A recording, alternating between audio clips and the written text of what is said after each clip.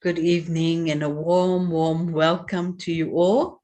I know that it's a cold evening today in South Africa, but a warm, warm welcome to you.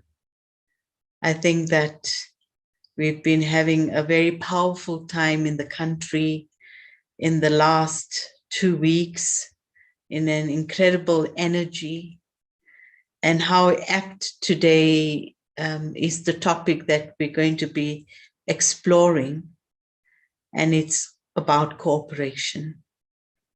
And so it's a very powerful time, and it's a very interesting space when we can work in this energy with the right space.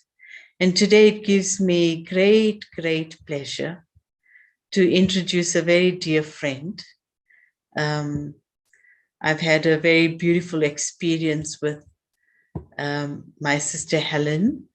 I don't know if you want to please spotlight Helen.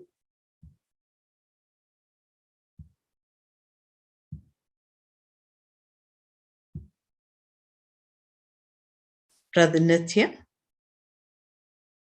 There we go. I think it's lovely if you can just spotlight Sister Helen. Just give us a moment.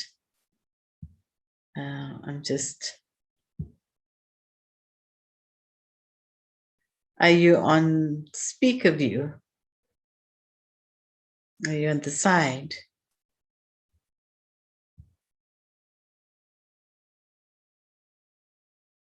Brother Nitya?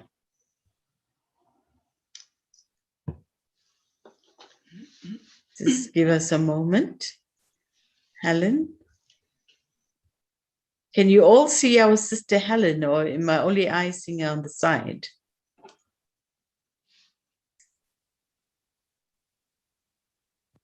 Om Shanti, we can see her on the small screen above you. Yeah, no, I'm just trying to. Thank you, Sherry.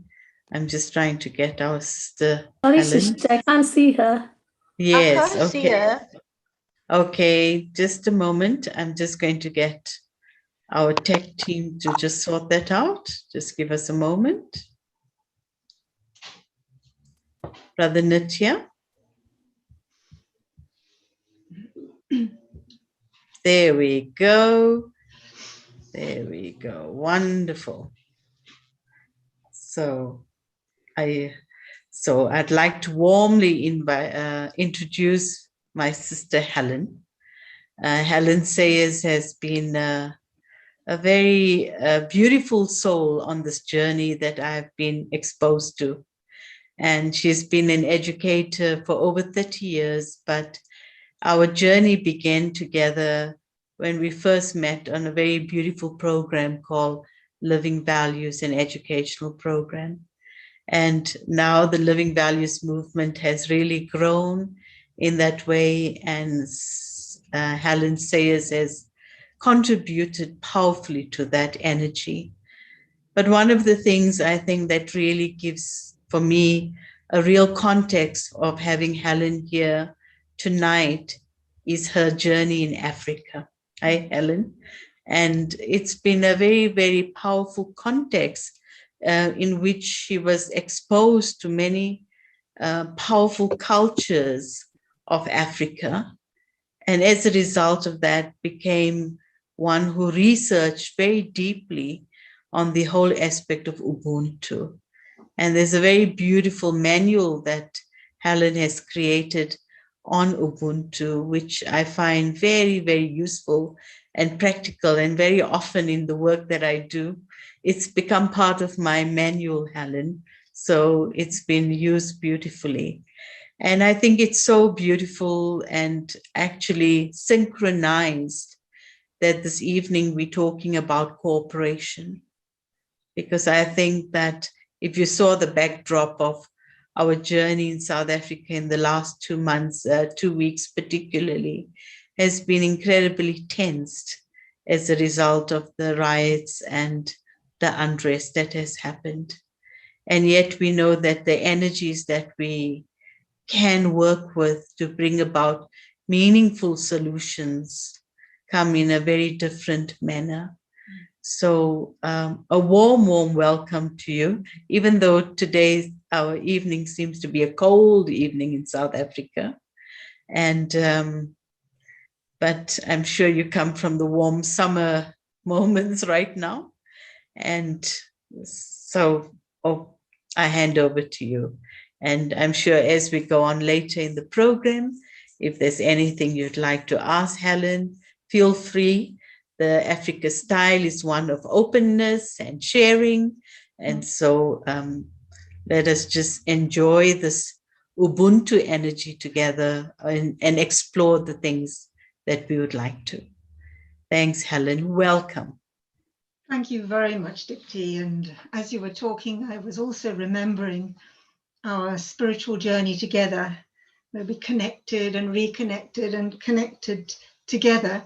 And here I am at the moment in the island of Jersey, where you actually came to visit something like 32, 33 years ago. Oh, I remember the flowers.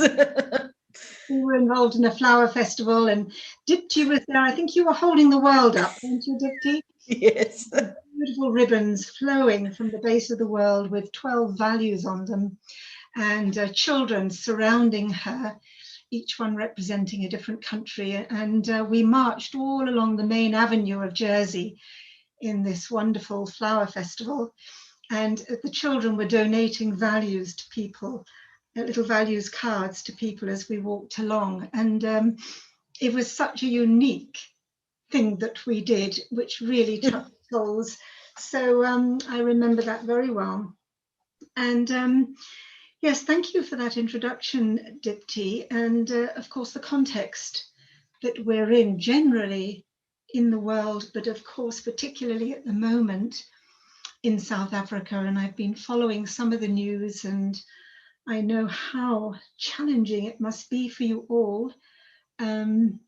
Not only COVID, but everything else that's been happening. So I'd like to just extend my best wishes to you all as you pass through these times. And I know that you've received already a very beautiful message from Sister Gianti to share with your friends and contacts in South Africa.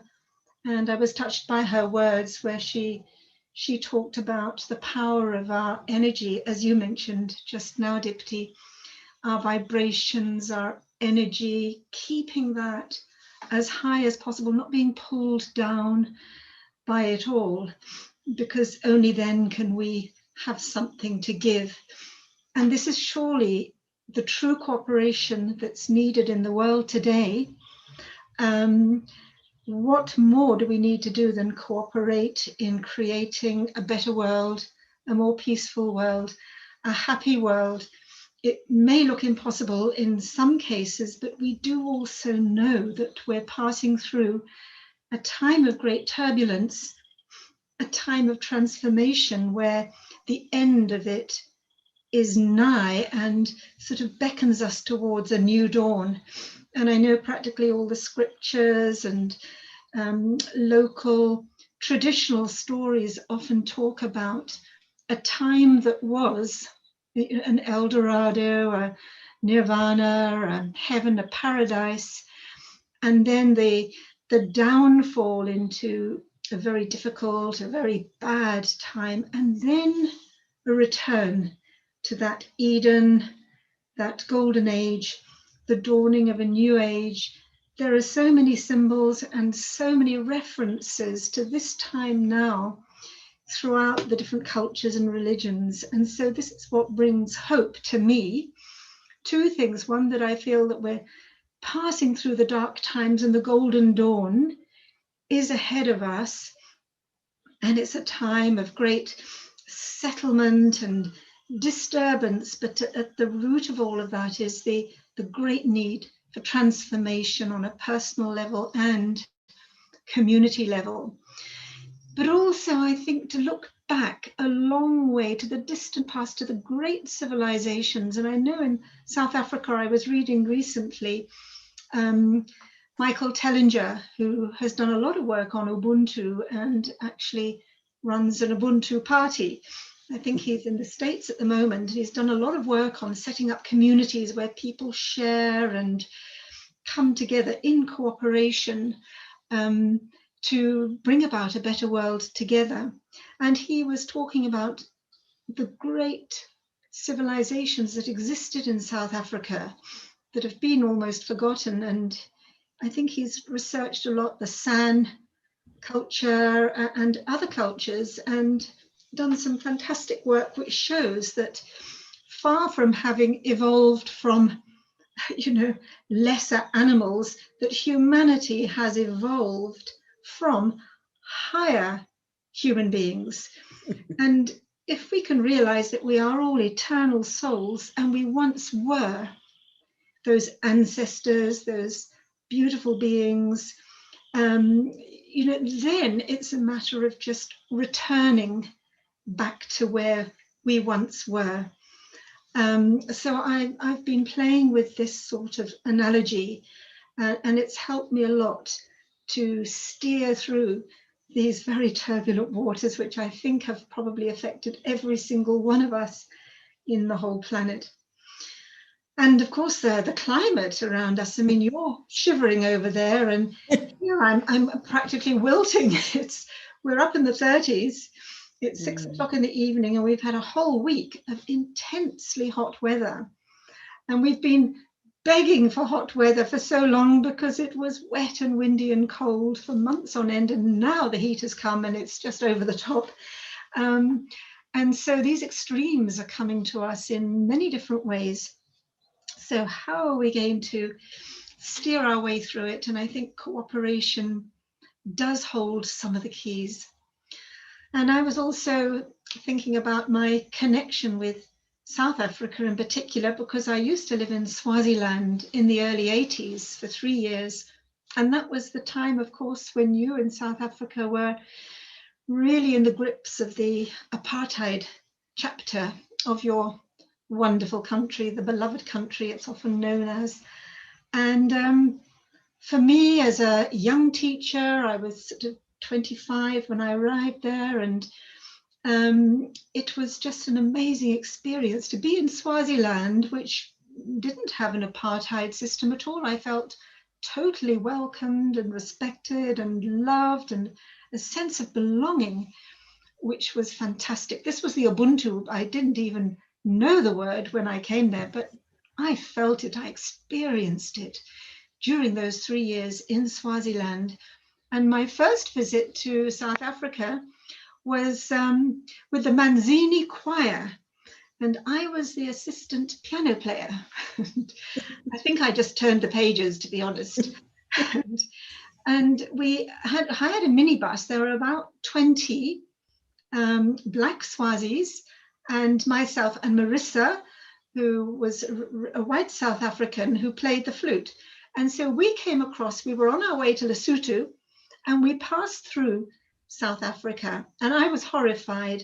I was horrified at some of the scenes that I saw and the attitudes and that discrimination that I hadn't felt in Swaziland, although of course I had seen the effects and met quite a number of refugees who had come over from South Africa to, find security and asylum. And I got to know some of the people who were deeply involved in the struggle. And it was just an amazing experience for me. I learned such a lot about myself and such a lot about your country and such a lot about how cooperation, in fact, ultimately brought about that huge transformation in South Africa. And I was so proud to be part of it. In fact, one tiny little task that I used to do, but people told me that it was quite scary and I shouldn't have been involved, but I used to pass messages. I used to get in my car at 4 o'clock in the morning and go to these secret hideouts of some of the comrades and the refugees who had to hide because, of course, the South African police were after them. And I used to deliver messages to these secret places, and with the hope that no one would suspect me, because apparently I always looked very innocent. But it was so wonderful to meet these people and to meet their hearts and see this intense love that they had and the power of working together. This touched me very deeply. And then slowly, I started, in fact, after I left Swaziland, I started to recognize that there was a word for what I'd experienced, the generosity, the incredible power of forgiveness, among many other things, that was part of Ubuntu. So I don't have to go into any detail about that. But this actually, I would say that my stay in your part of the world, in Southern Africa, was what set me off on my spiritual path and opened my eyes to so many things. And when I left Swaziland back in, it must have been 1985, and I traveled back through quite a number of countries in Southern Africa. I traveled from Swaziland to Botswana, then I went up to Zimbabwe, Zambia, and then I took a flight up to Kenya, and then gradually found my way home to England. But actually it felt as if I'd left my heart at home in Africa. And I've returned many times since to a number of different countries. As Dipti said, as part of the Living Values program, as part of a number of Brahma Kumari's projects, and attended a couple of amazing conferences. One in Johannesburg, it was the World Conference for Sustainable Development, and another one was down in Durban, and that was the World Conference Against Racism. And I was part of a team with the Brahma Kumaris. Some of us had been representing our organization at the United Nations. And I particularly remember the conference in Durban at the World Conference Against Racism, because we were in Geneva at the time, a team of us, and we were trying to think, what can we do at this conference against racism, because we know that there's going to be a lot of fiery debate and a lot of aggression and arguments, etc. People would be talking about reparations, and we knew that countries that were at war with each other would be there. And one of your dear friends from Soweto, Renville, his correct name I won't try to pronounce, I used to be able to, but I've lost the click long ago. And Renville said, I know what we'll do. Let's do a panel discussion on Ubuntu, a force for living together. And I said to him, Renville, what is Ubuntu? And then he started to describe it to me, and I said, now I know what it was that I left behind me in Africa. It was Ubuntu. And so we went to this wonderful conference, and the panel discussion was amazing, and many people were attracted to it. And of course, it was all about how can we cooperate, particularly in the context of racism, etc. And then after that, I came over. I had already been part of the Brahma Kumaris. After I'd left Swaziland, I think I was searching. I was really soul searching for answers. And I stumbled across the Brahma Kumaris by chance on the radio. I turned on the radio one day and Sister Jayanti was talking, and it just rang bells in my heart. I dropped everything and just was absorbed. I felt as if I was drinking her every word, and I can't remember a word of what she actually said, but it was the vibration, it was the energy, that it was like a long lost memory that was being stirred in the bottom of my heart or deeply in the soul. And that was the beginning of my journey into Raja Yoga and projects with the Brahma Kumaris. And I took the Raja Yoga course, and one of the lessons, of course, in those days, it was a 7-day course. And the first day was, we studied about the soul in depth, the deep understanding of who am I. And then we went on to who is God, and what is karma, what do we mean by out there and nirvana and, you know, different worlds? What is the spiritual dimension? And so all of these concepts I started to learn, and it resonated so deeply with me. And then at the end of the course, we came to practical tips, and we were presented with the 8 powers. So any of you who have studied Raja Yoga will know this particular lesson or this particular guidance, if you like, 8 spiritual powers. And the last power, I'll go through the others with you anyway, but the last power is the power of cooperation. And so for a long time, I thought, well, the power of cooperation isn't that interesting. It just means lending a hand and being helpful. You know, so what? I've always tried to do that in my life. And then somebody told me, but do you realize that the power of cooperation encompasses all of the other spiritual powers? They all have to be there for true cooperation to take place. And the topic today I find very interesting, because we're talking about lending a hand or offering our heart. So quite often I think, oh, I'll just lend a hand here, or I'll just help here, or I'll just do the dishes, and that could be cooperation, but real cooperation is where I am engaged in it. My vibration is there, my energy is there. It has come from the heart, and it can be a very small thing, or it can be a great project. And the very small thing that I thought of yesterday was, I'm living with my parents at the moment here in Jersey, where Dipti came to visit, and I came here 16 months ago, and at the beginning of lockdown, and I thought I was here just for a little while to lend a hand to help my parents get through what was about to happen. And then here I am 16 months later. And I've been back to France, where I was based before that, a couple of times, but most of the time I've been here. And this little event that happened yesterday, Mum had been in the fridge getting something prepared for supper, and without realizing it, a container full of tomato sauce and guacamole and all sorts of very saucy things had tipped over and spilt into the drawer below, and some of it had spilt out and onto the floor. And my first thought was, oh, I better tell Mum, and I'll tell Mum that I'm going to clean it up for her. And then I thought, no, I'm just going to do it.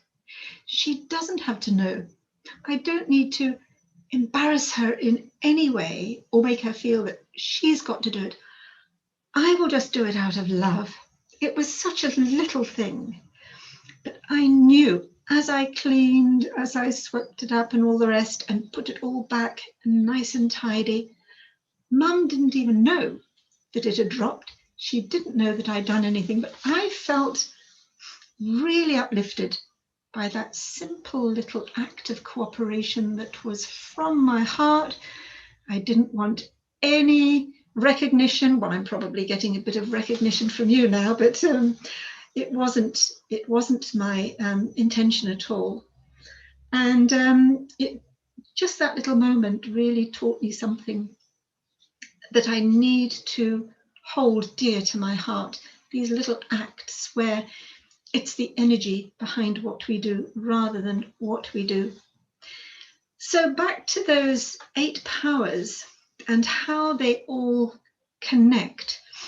And I was going to put up a PowerPoint presentation with some images, but what I thought was, instead of that, I will ask for your cooperation to look at these powers together and visualize for yourself a metaphor or an image and feel what these powers mean to you. Because I suddenly thought, yeah, that will be more powerful than putting up the images that I think symbolize what I'm going to talk about. I would prefer each one of us to use our power of visualization as we go through. And I'm going to use, I feel there's nothing better than experience for exploring things that are right, things that are wrong, things that are neutral, things that are, you know, part of my spiritual journey, exploring it through my own personal experience. And so I thought I would share with you my experience of the last 16 months here with Mum and Dad. Now, Dad is 95. He's very disabled. He has to be shifted from his wheelchair onto the scooter, onto another gadget, onto his easy chair, on and off his bed, onto the toilet, and so on. He's quite a hefty weight to lift. His legs have no coordination at all. And my mother is 88, going on 18. Her energy is incredible. She can, and has done up till recently, do all the heaving and everything for my dad. And she runs a house that used to be our family home with 8 children.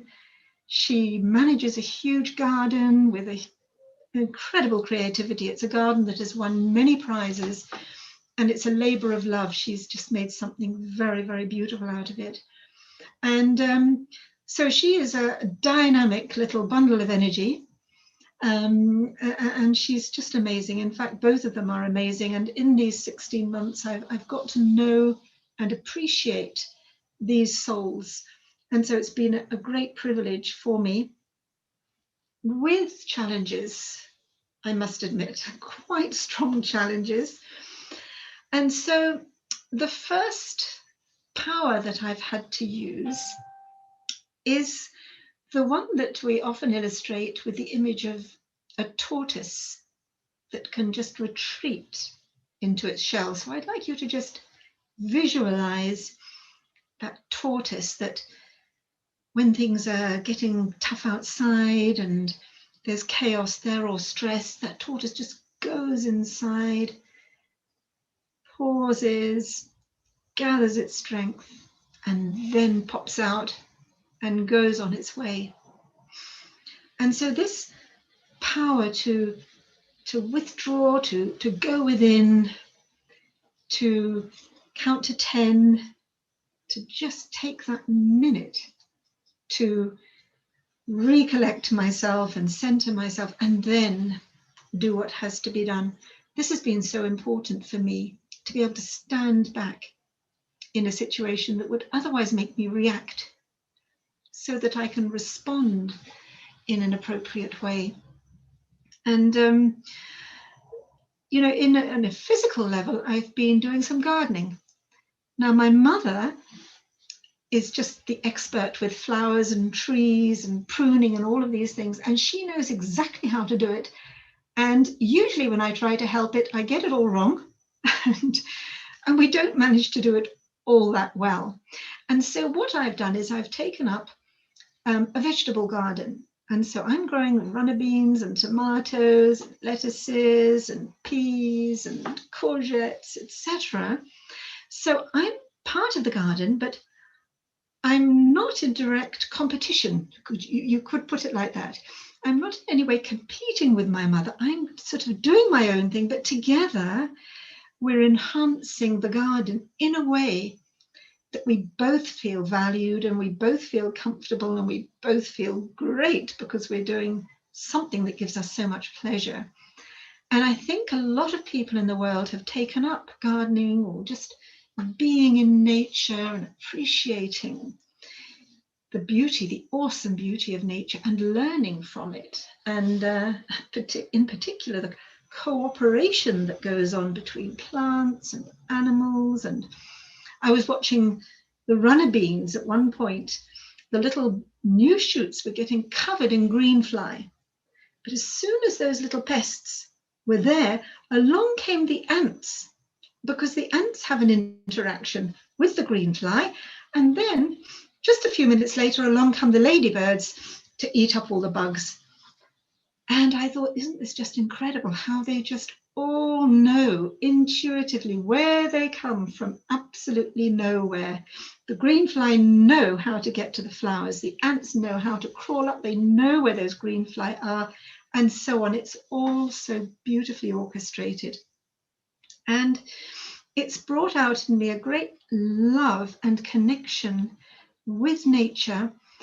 And though I say it myself, people have commented that my beans are amazing, and the courgettes, you've never seen such huge leaves, and the tomatoes, which are just starting to come out, are just extraordinarily delicious. Now, I thought, well, why is it? Is it the quality of the compost in this garden? But even my mother says she's never seen the plants growing like this.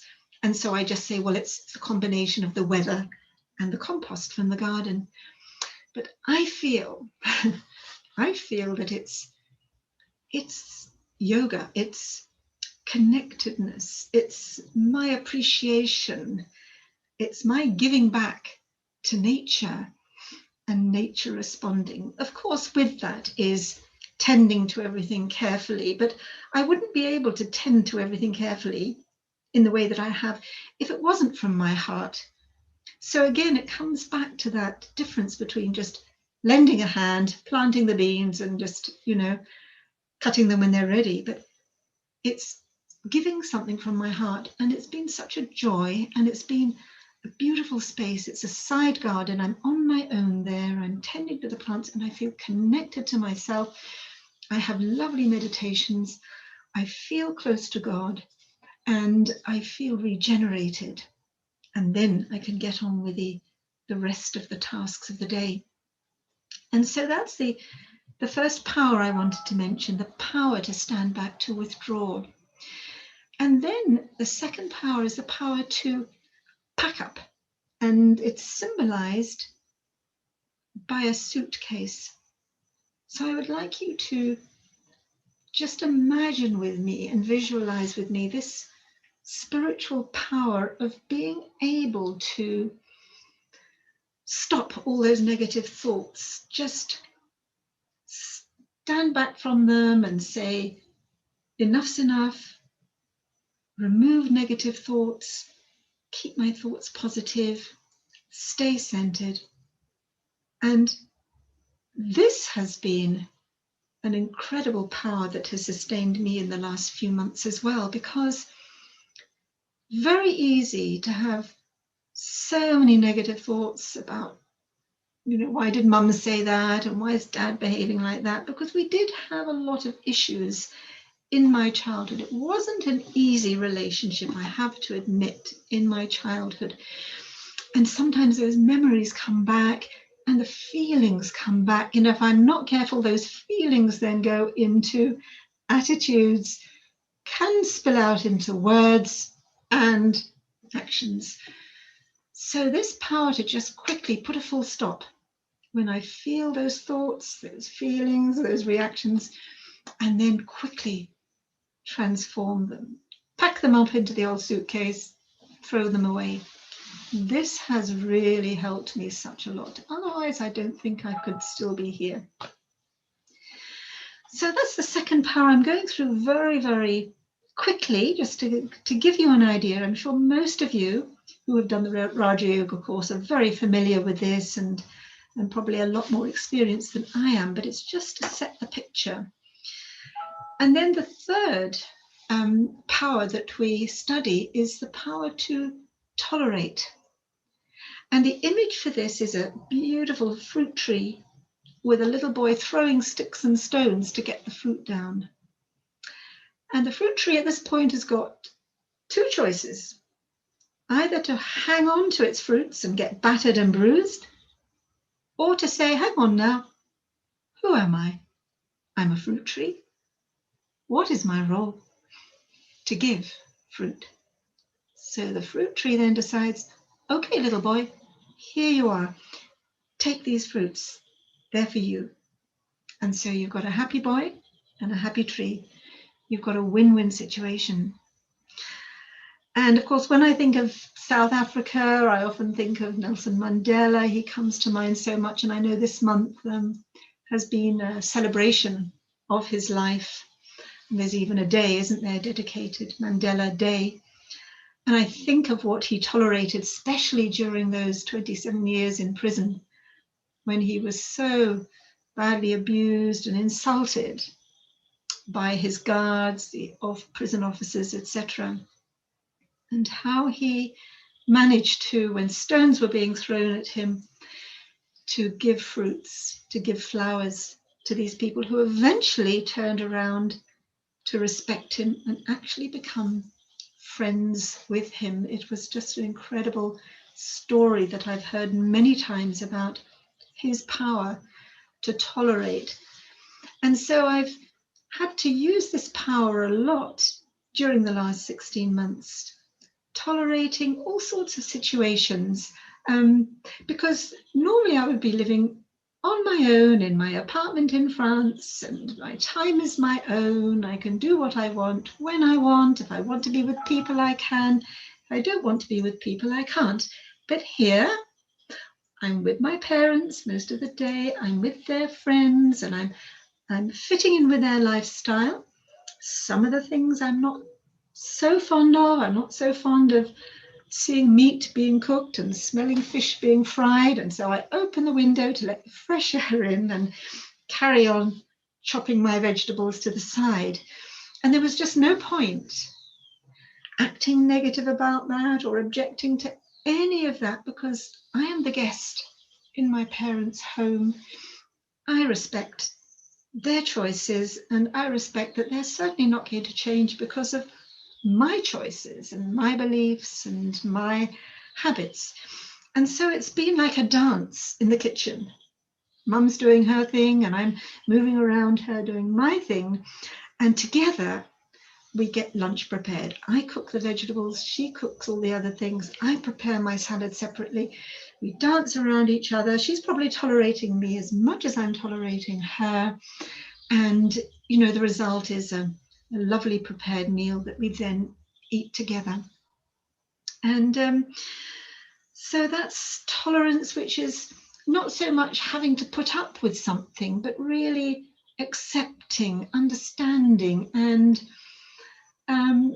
giving, again, from my heart. The next power, which is part of cooperation, is the power to adjust. And the image, which I'd like you to visualize with me, the image is of a river flowing from the mountain all the way down to the ocean. Just imagine that. It doesn't just go straight down to the sea. It takes a bending, it meanders, that's the correct word, as it goes down towards the sea, which makes the journey much more beautiful. And if it meets a rock on the way, instead of trying to force its way through the rock or over it or under it, the river gently flows around it. And so this is the spiritual power to be able to be flexible, to accommodate situations, to adjust, to mold myself, to adapt.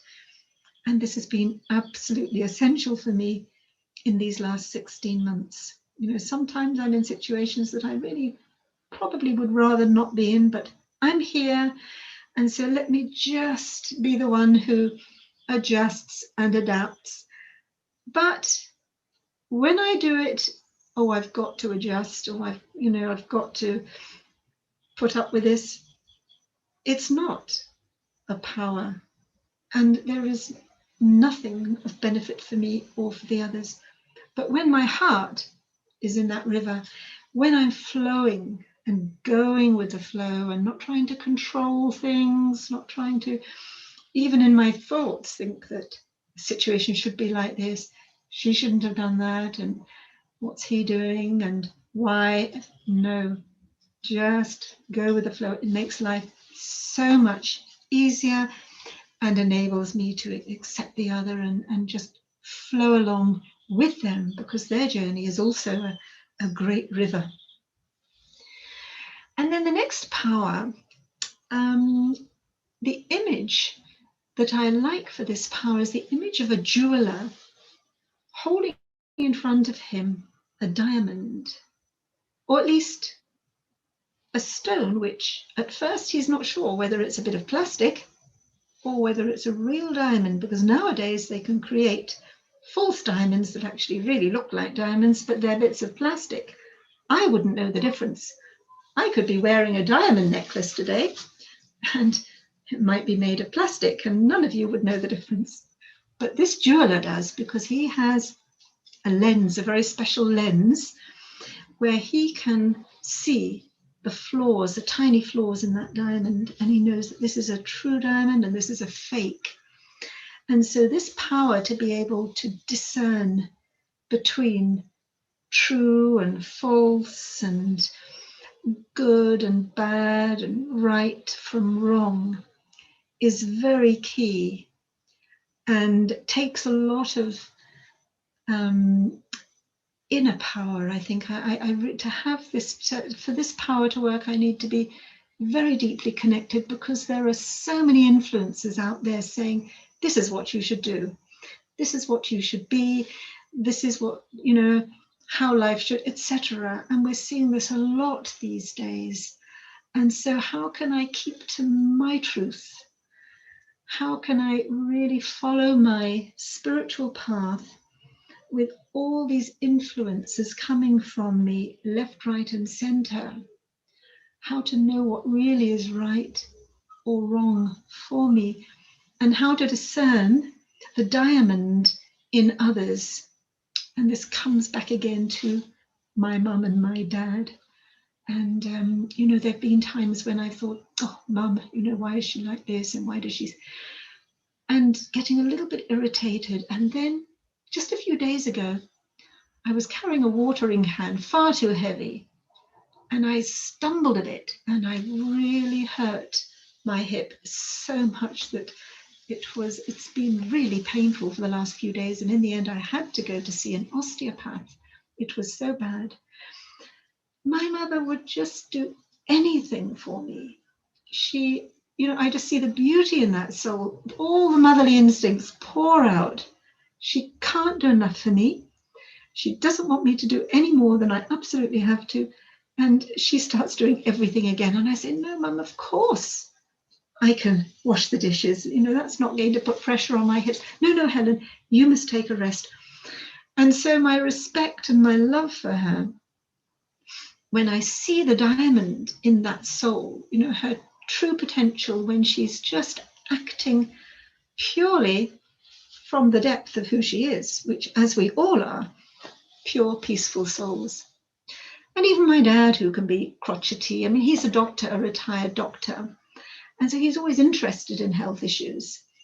And so rather than, he likes to sort of pull me down a bit and joke at my expense, etc., and try to press my buttons. That's one of his favorite tricks. But suddenly, because I'm in a situation which is not quite as bad as his, but quite disabling in a way, suddenly, before I can say, how are you, Dad? He says, how are you today, Helen? And again, I see the beauty in that soul. And I say to myself, I must always see that, even when the behavior isn't like the diamond, I must keep seeing that diamond in that soul. And I must keep seeing the diamond in me. I must keep remembering, as I said at the beginning, who am I, but who was I at the beginning of my eternal journey? Who was I? And in Raja Yoga, we understand that we were those wonderful souls in paradise, in the golden age. And we've tumbled down into our present state of decay, you could say. But the diamond is always there, and the memories are very deep. And so I need to keep reminding myself, who am I? Who was I? What was I like? And then all I have to do is be that again. I'm sure this process of self-transformation is easier than we sometimes think it is when we see that diamond in ourselves and find it and feel it and experience it. And then we can see it in others, and then we can cooperate. Because when there's criticism or blaming or judging others, then cooperation has fallen apart. It will only be lending a hand at the very most. It won't be true cooperation. The next power I wanted to remind us of, and this the symbol is shown of the weighing scales. So I'd like you to visualize just now a pair of scales in front of you, where you weigh one thing against another. And this to me symbolizes the power to make good decisions based on my past experience. One aspect of Raja Yoga that we often talk about is being intuitively the knower of three aspects of time, to know my past, my recent past, but my long distant past, as I just mentioned before, and to know where I'm going and to know where I am, and to base my decisions on that, on experience. If I did this before, what happened? If I plant this seed now, what will the fruit be? And if it's going to be anything but beautiful, then why am I even planting it? And so that power to judge, to make those decisions, to weigh up the pros and cons, so that I'm creating positive karma and sowing beautiful seeds. And the fruit will come, and I don't need to expect the fruit to come immediately. So if I do something good for someone and I'm waiting for some sort of praise or recognition, then the fruit, it's as if I'm eating unripe fruit. I haven't let it ripen. And so again, it's this, it has to come from within. It's really my state of consciousness that enables me to be with others and to cooperate with others, because I'm in a high vibration, and hopefully I can help to uplift other people around me. If I slip into a vibration around me which perhaps isn't very positive, then I'm not helping myself and I'm not helping others. So I think this is the greatest gift now that we can give the world, is the cooperation of our feelings, of our state of consciousness, of our energy that actually uplifts. Just like I said, I'd like to think that it was partly my energy that made those plants grow so beautifully. Then surely if I can help make the runner beans grow big and strong and tasty, surely I can help those souls around me just by my energy and the way I do things. That's so important. The next power I want to remind us of, and this is the power to face. And this often brings the image to me that I'd like you to imagine with me. Perhaps, for example, a lion. Now, the lion is known for its bravery. It can face up to anything and everything. Do I have the courage to do what I have to do? And where do I find that courage, especially now in the world where there's so much fear? How can I overcome fear and bring courage, the power to face my own weaknesses?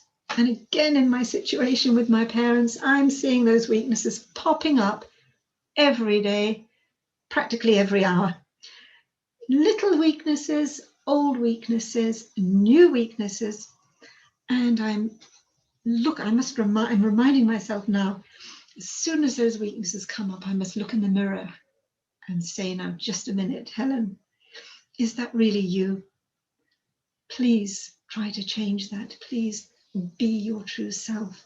So the power to face myself as well as situations, but I think in particular myself, because if I can sort out those things that are pulling me down and bringing fear and negative feelings towards others, etc., if I can face all of what's going on around me, or someone who's being angry towards me, and respond with good wishes and good feelings, then I'm actually cooperating and helping that person to work through their anger and find peace again. But if I fuel their anger by reacting to them or telling them how that wasn't a good thing, or I didn't like what you did, and again, it depends on the way I say things and the way I feel when I say things.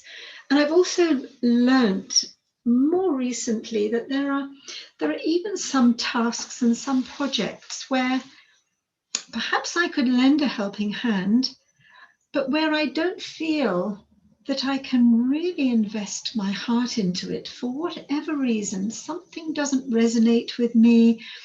It's not really part of my aim in life. It doesn't quite fit with my vision.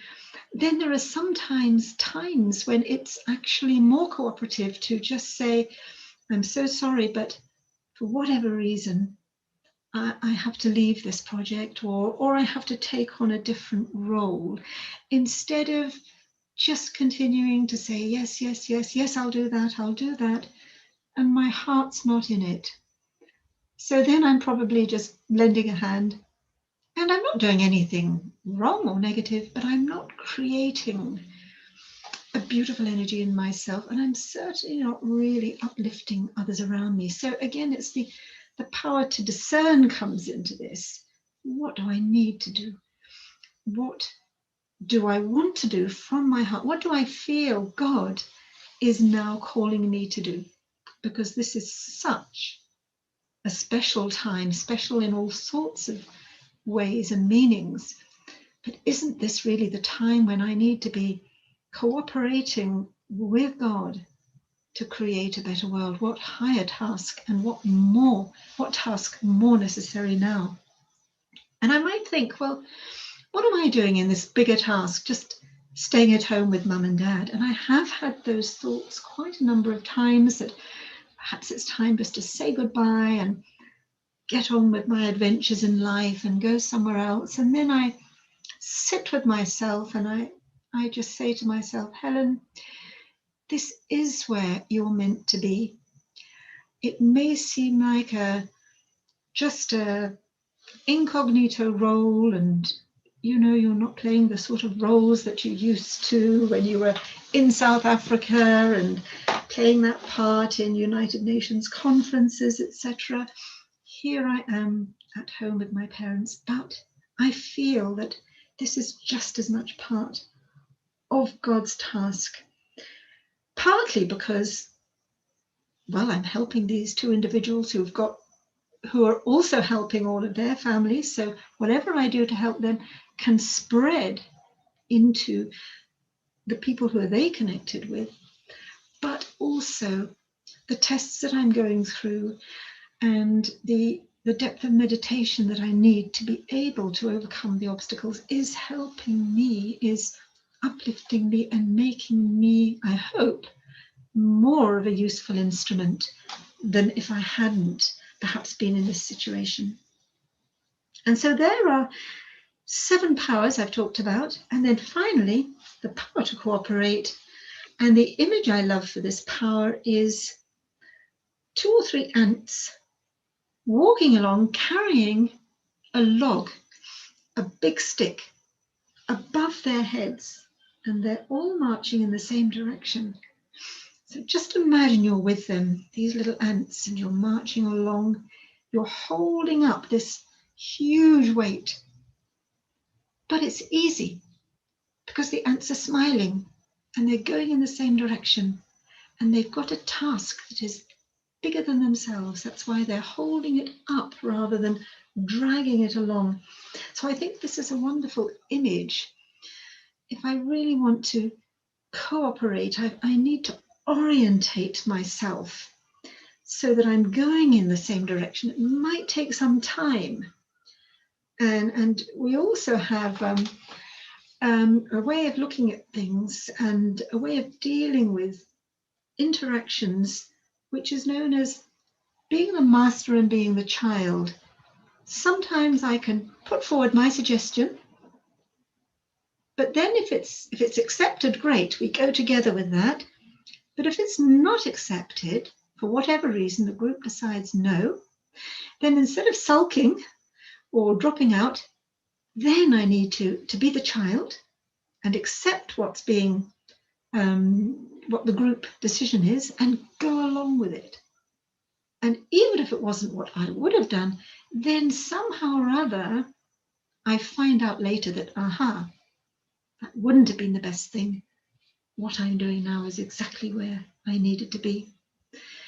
And so these have been just little instances in these last 16 months with my mother and father.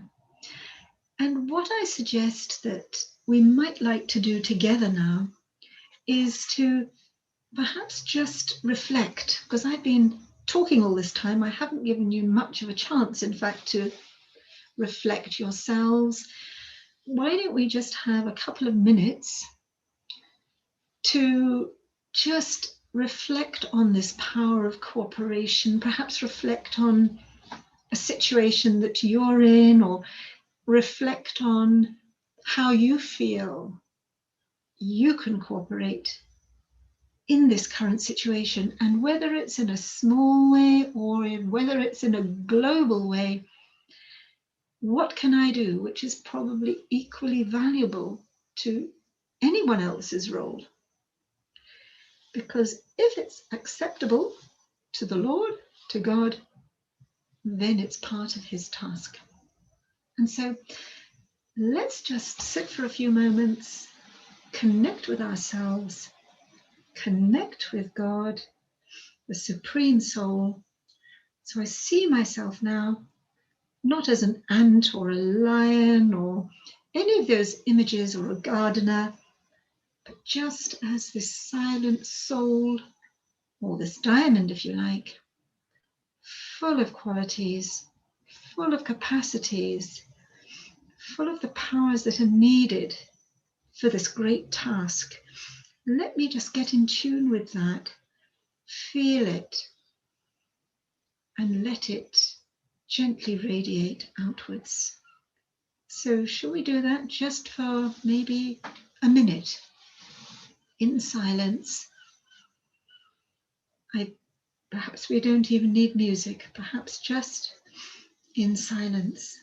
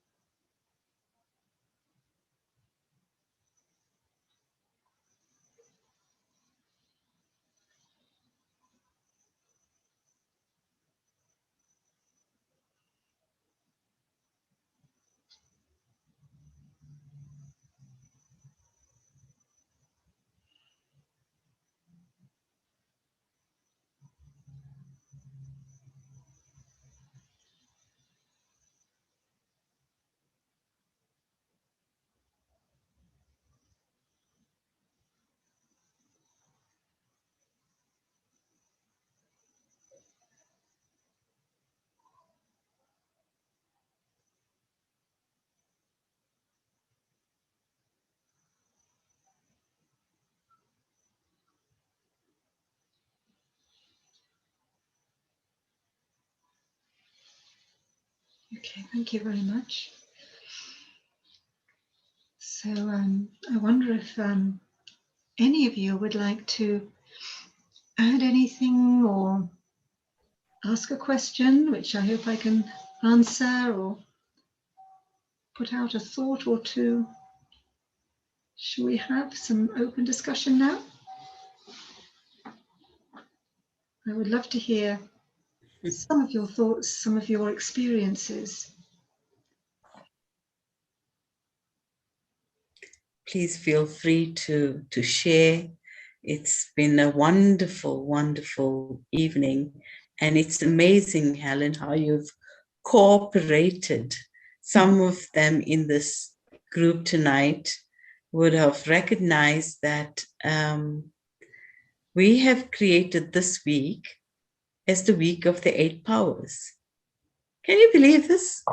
On Monday, we had a Totally. reflection, and last night we had conversations, and you just put it so experiential. It was like it was the next energy that was needed to give it so much life. So this is how cooperation actually works, that the right flavoring or the right ingredient that is needed for the next step just unfolds. So it's amazing, absolutely amazing. So I'm sure there's some coming into the chat. Can you see them? Should I read them? Could you read them? Yes, no problem. So Rajesh is saying, I really enjoyed your talk. And then Lakshmi is saying, thank you, Sister Helen, for sharing your beautiful, uplifting experiences. It's so blissful and enlightening. Yeah. Thank you. Yeah.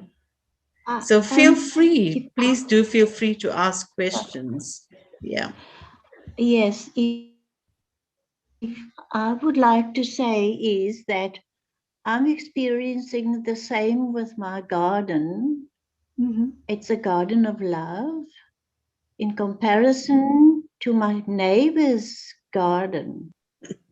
My garden is flourishing and her garden started first, and she started with more flowers than mine.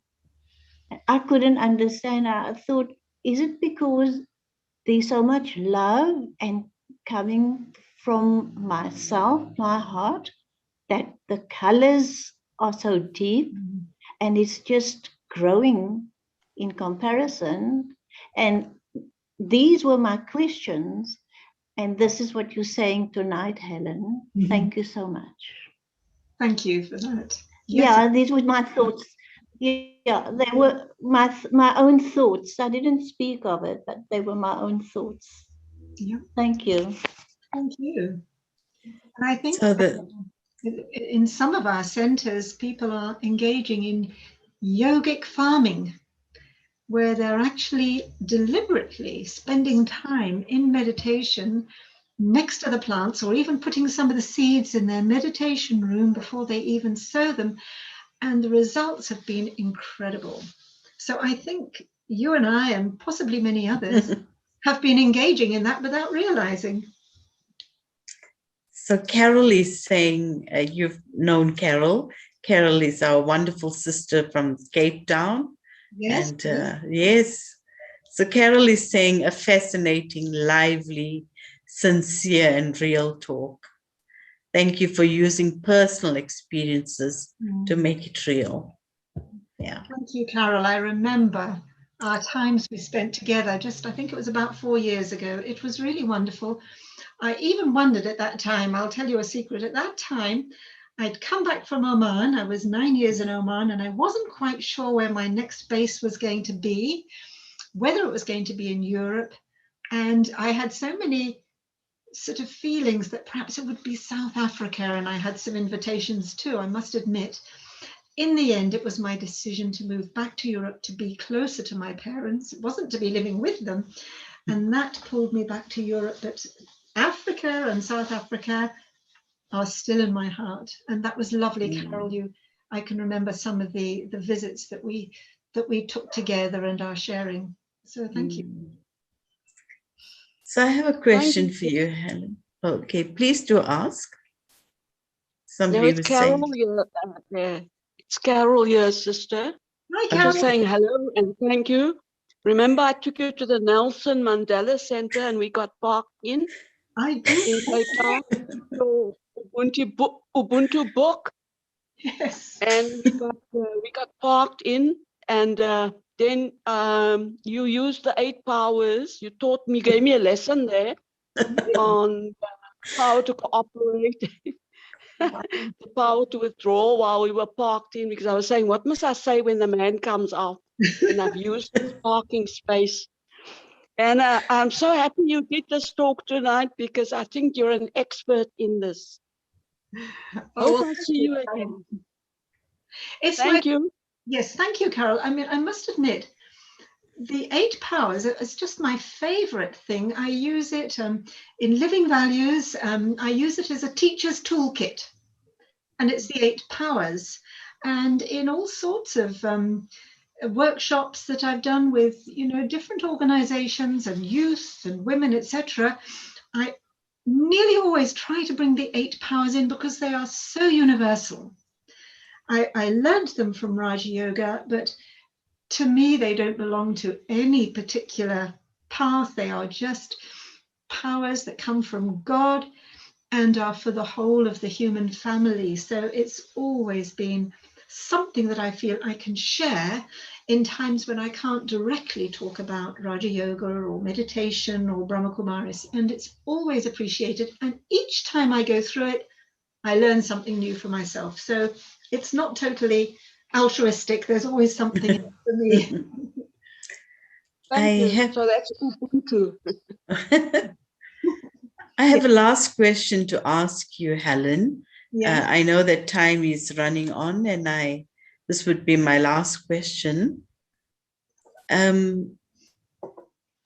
What has been your experience? For myself, I find that when there's an inner cooperation, then the outer cooperation is very real. So I know, as you were sharing, there was things that deepened that inner cooperation between your heart and your mind and all those energies. So what has been your experience of how that inner cooperation has created the expression of these 8 powers expressing themselves to create the cooperation? Yes, that's such an important point, Dipti. I'm so glad you brought it up, because each of these powers starts with that, the self being centered, and really valuing the self. This is what I've learned through my study of Ubuntu and the experience of Ubuntu. Although it seems to be all about the other, it really starts with me. And I had a conversation with Lefuma recently, Kumo, as she calls herself now. And she really highlighted this to me, that Ubuntu can't happen without first focusing on the I and then the other, and bringing in God's energy. So when I just, again, it goes back to the first power, it's that tortoise, going within and being with myself and finding that energy and drawing in that blissful energy from above, if I can.